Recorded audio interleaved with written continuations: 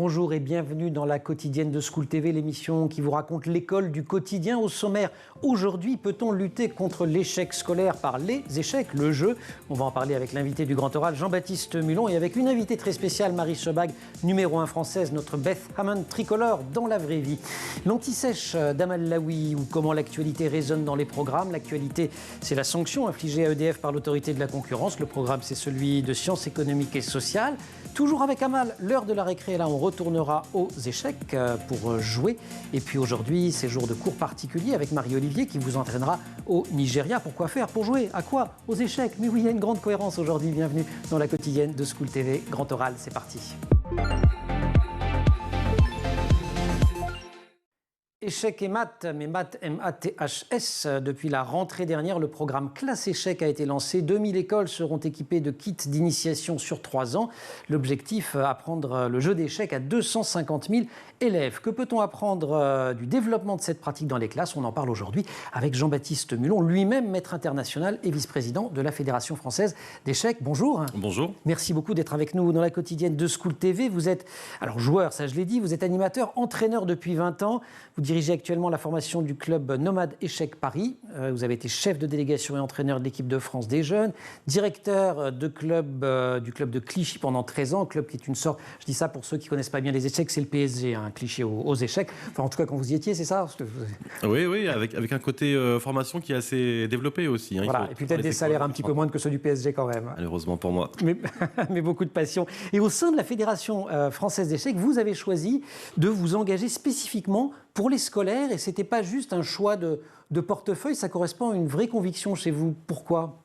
C'est une cohérence en fait. Nous, on croit beaucoup aux valeurs éducatives du jeu d'échecs, on les connaît, on a envie de les faire connaître, et on est avec l'éducation nationale sur ce projet Classe Échecs qui n'a pas encore été lancé, qui sera lancé en septembre 2022, mais on va le signer, effectivement. Anticiper un tout petit peu. Voilà, mais c'est quasiment fait, 2000 classes, la formation des enseignants du premier degré qui vont mettre les échecs dans les matières scolaires pour un meilleur apprentissage des maths, notamment. Donc c'est un tout petit peu différent de la pratique du jeu d'échecs en soi. On met les échecs dans l'enseignement des maths pour débloquer quelques leviers et permettre l'apprentissage de notions importantes pour les enfants. Alors, si je joue bien aux échecs, enfant, je serai bon en maths. C'est automatique ?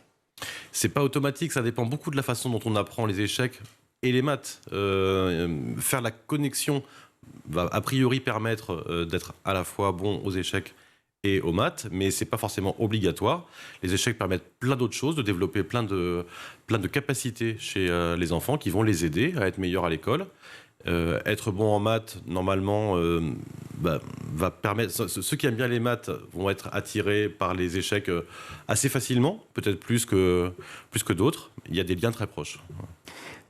Formation donc des enseignants, parce que tout se joue en amont, c'est-à-dire que on va faire jouer les élèves, mais on va aussi leur proposer des exercices de géométrie, des exercices de probabilité. C'est ça, c'est comme ça concrètement que ça fonctionne. C'est de la probabilité, c'est du calcul, c'est de l'anticipation, c'est de la géométrie avec les coordonnées, les abscisses, apprendre à se repérer sur un échiquier.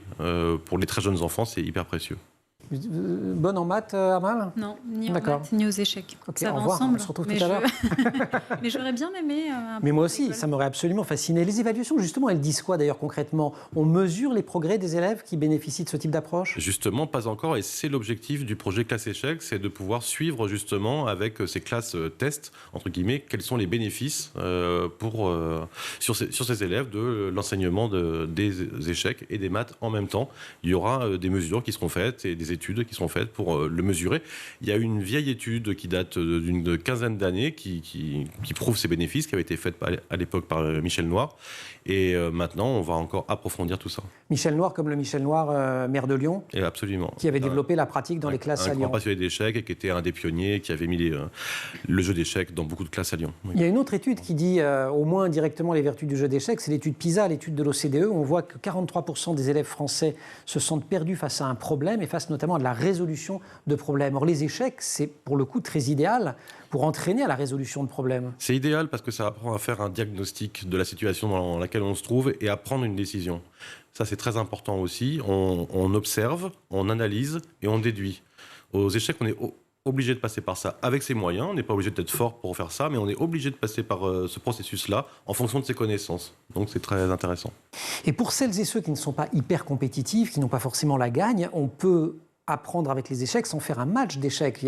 C'est tous les problèmes d'échecs qu'on voit parfois dans les journaux d'ailleurs. On vous donne un échiquier, les pièces ont certaines positions et on vous dit les blancs font mat en 3 coups.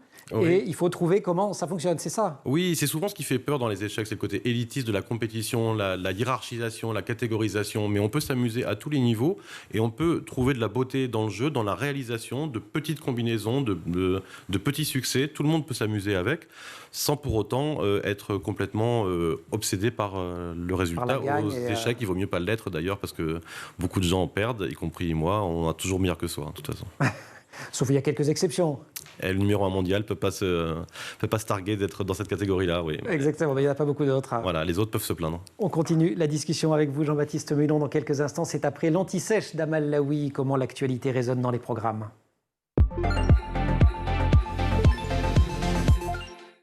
Actualité qui n'est pas échiquienne. L'autorité de la concurrence a infligé une sanction de 300 millions d'euros à l'encontre d'EDF et plusieurs de ses filiales. Et c'est ça notre actualité, oui, Amal. C'est ça. À la suite d'une plainte d'Engie, l'autorité de la concurrence a sanctionné EDF entre 2004 et 2021. Eh bien, EDF a exploité abusivement les fichiers de clients dont il disposait pour proposer des offres de marché aux consommateurs. Alors, l'essentiel des faits remonte à avant 2016, lors de l'ouverture à la concurrence du vaste marché des entreprises, avec la disparition des tarifs réglementés jaunes et verts qui leur étaient réservés.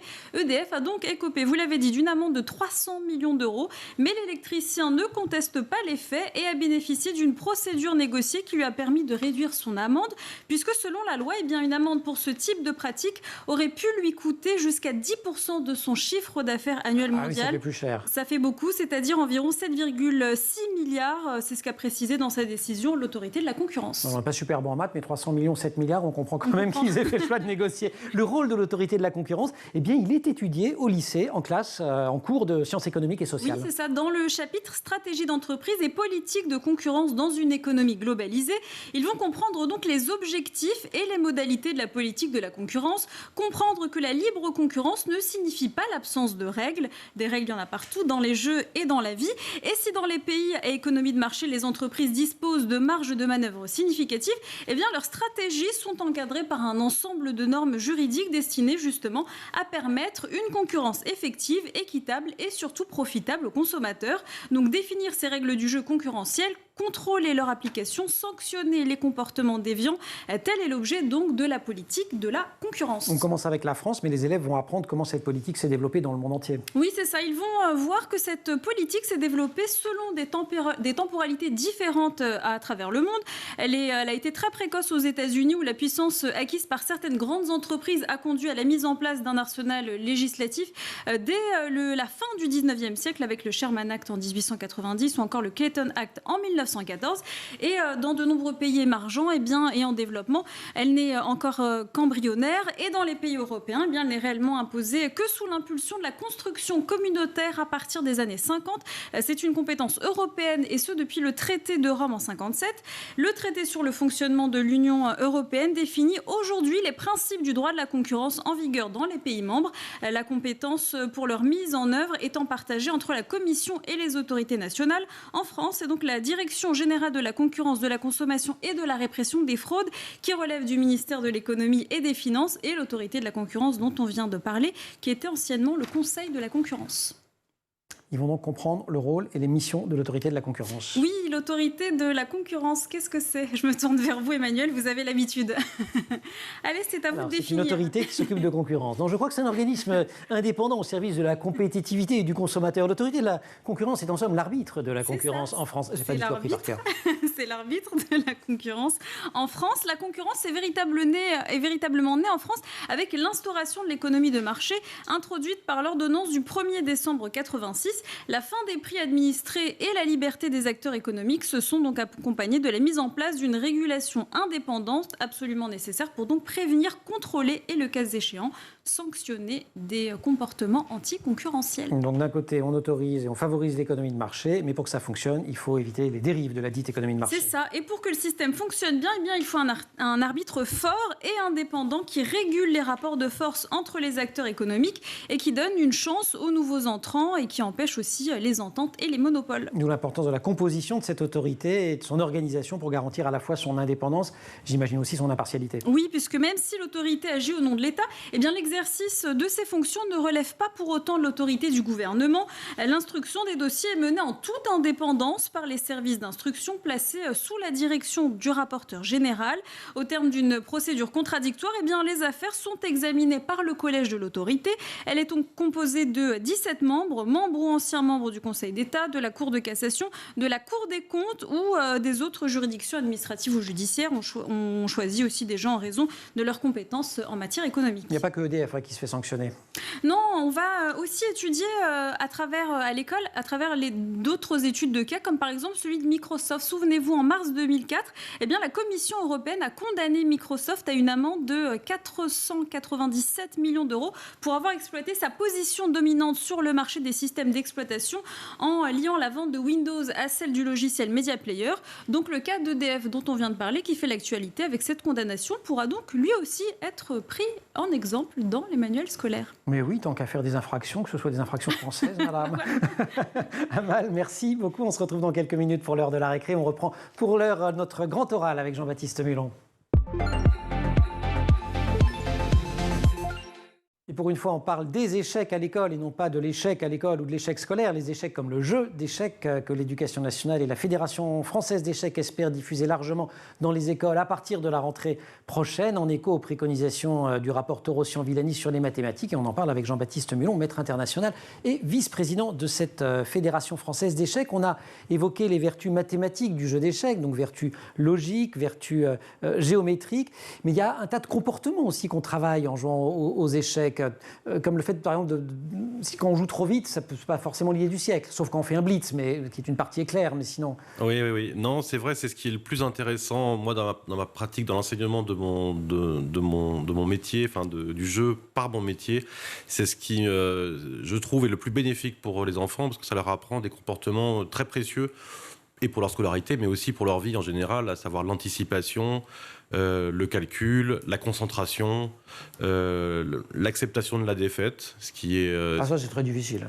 Oui, mais pour les très bons élèves, on pense notamment que les très bons élèves vont peut-être moins apprendre par les échecs, ils vont juste s'amuser. Non, ils vont apprendre aussi à subir des revers, ce qui leur arrive peu dans leur scolarité, donc ça apprend des choses pour la vie. Oui, il vaut mieux les apprendre à 8 ans en perdant une partie d'échecs. Exactement, mais ça les prépare à des revers qu'ils vont peut-être subir plus tard. Et à l'inverse, les mauvais élèves vont être revalorisés par un certain succès aux échecs et ils vont découvrir chez eux des capacités qu'ils ne soupçonnaient pas et qui vont leur permettre d'atteindre des grandes choses.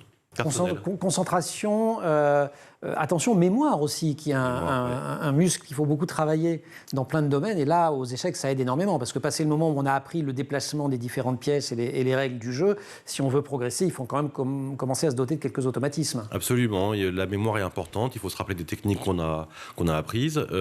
En fait, ce qui est très difficile aux échecs et qui demande beaucoup d'entraînement, c'est la capacité à faire appel simultanément à beaucoup de qualités cognitives en même temps.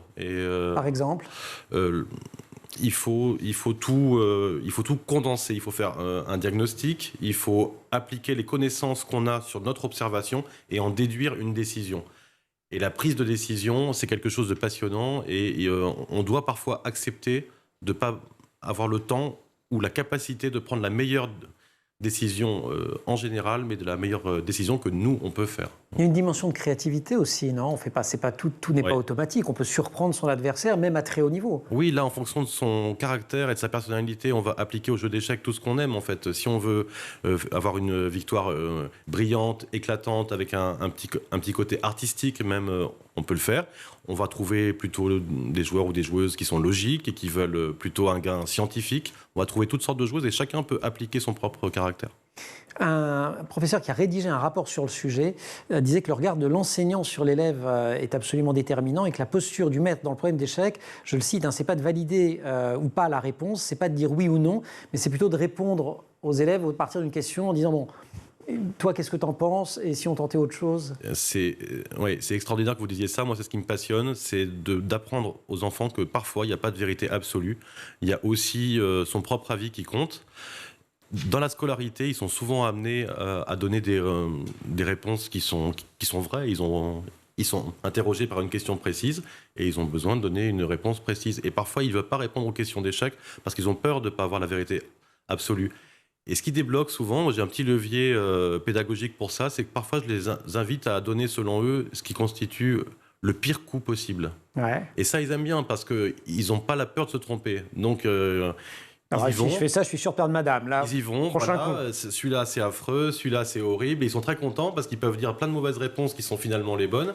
Et après, ça dédramatise un peu la réponse et ils vont comprendre qu'on peut avoir une bonne réponse, mais qui n'est pas forcément ce qui serait attendu. C'est pervers votre truc, parce que si vous demandez quel est le mauvais coup à faire et qu'on se trompe, vous allez dire ah non, il est beaucoup trop bon ton coup, on ne peut pas faire ça. Généralement, je les félicite à chaque fois quand même. Quand même, ouais. C'est un truc à la pédagogie. Ouais. On va continuer cette discussion. On reste puisque c'est un jeu, les échecs, on peut jouer à la récré. Et comme c'est l'heure de la récré, on va jouer avec Amal.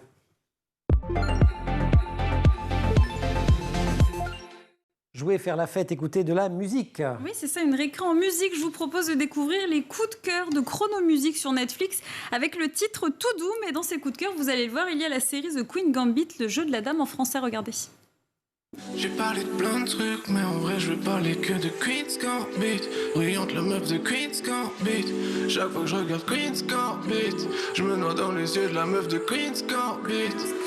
Je donnerais tout pour un date avec la meuf de Queen's Gambit. Si vous pouviez taguer la meuf de Queen's Gambit sur les réseaux et lui dire Chrono veut t'emmener en date, ça serait super et toute la nuit ça fera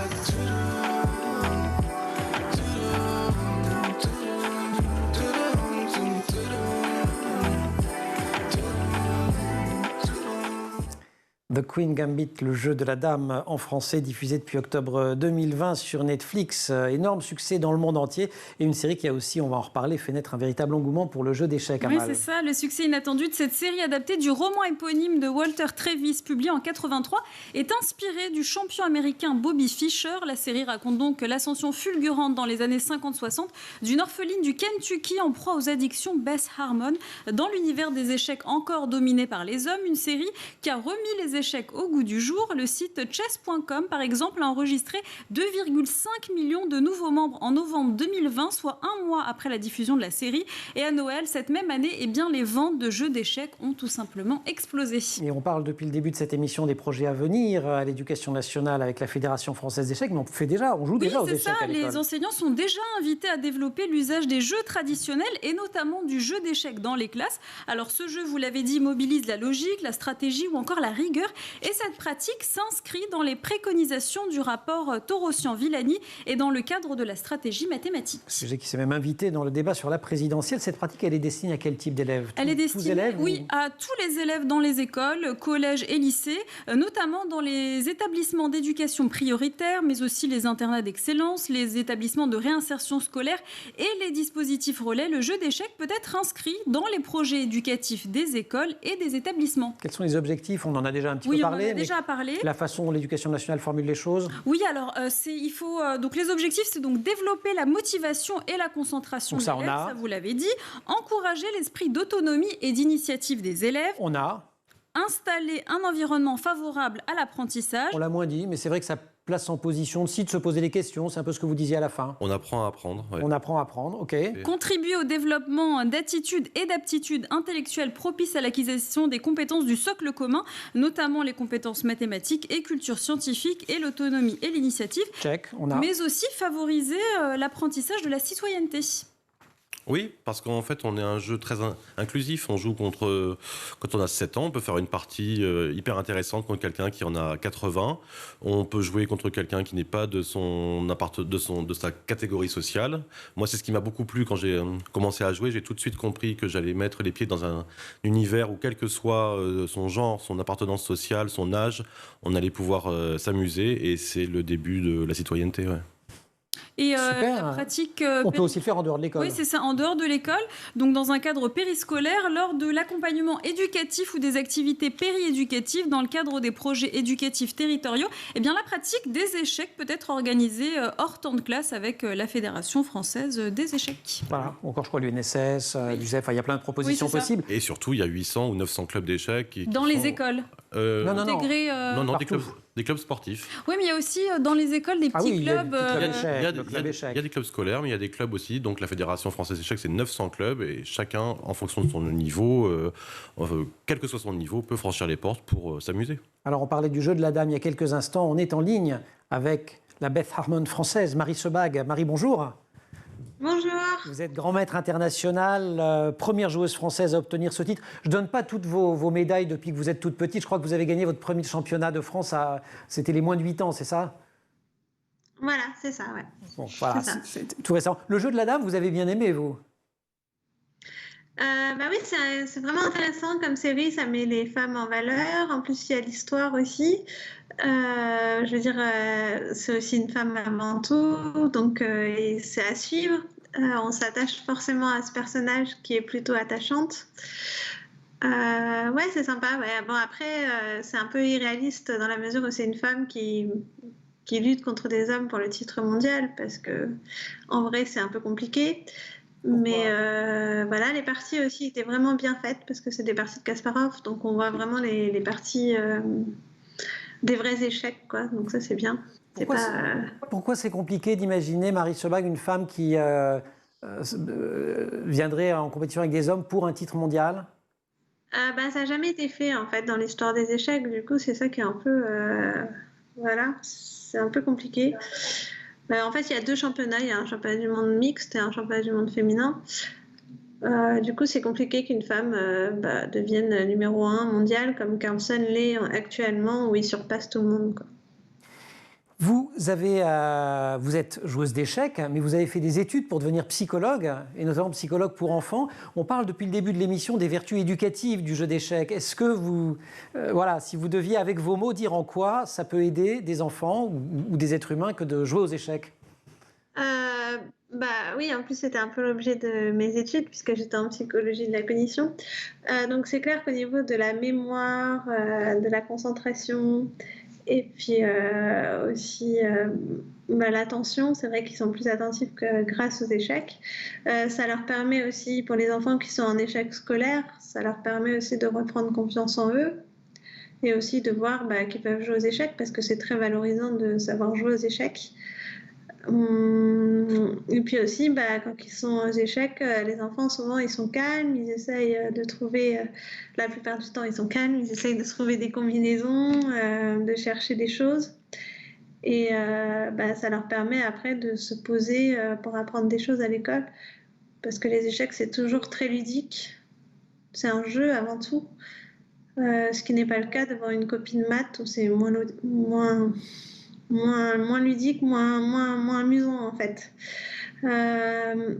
Donc du coup, oui, les échecs c'est vraiment très très bon pour les enfants, notamment en échec scolaire, comme le disait Jean-Baptiste tout à l'heure, et aussi les enfants avec des difficultés psychologiques, des fois ça peut aider beaucoup.